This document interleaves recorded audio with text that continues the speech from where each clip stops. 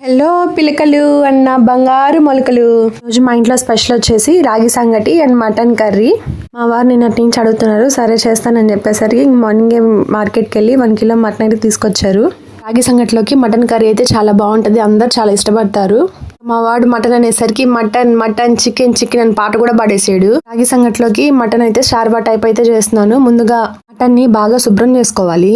అయితే rice cooker లో చేసేస్తున్నాను. 1 టమాటో 1 ఆనియన్ ఉప్పు కారం పసుపు వేసి బాయిల్ చేసుకోవాలి. ఒక 5-6 విజిల్స్ అయితే పెట్టుకున్నాను.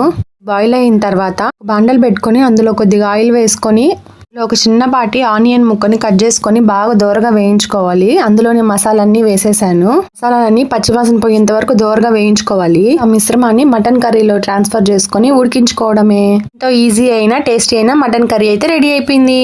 ఫస్ట్ టైం రాగి సంగటి అయితే చేస్తున్నాను. అది గెలకడం నా వల్ల కాలేదు. ఇంకా మా వారు వచ్చి దాన్ని కలిపెడుతున్నారు. నచ్చితే please like share and subscribe. Bye bye.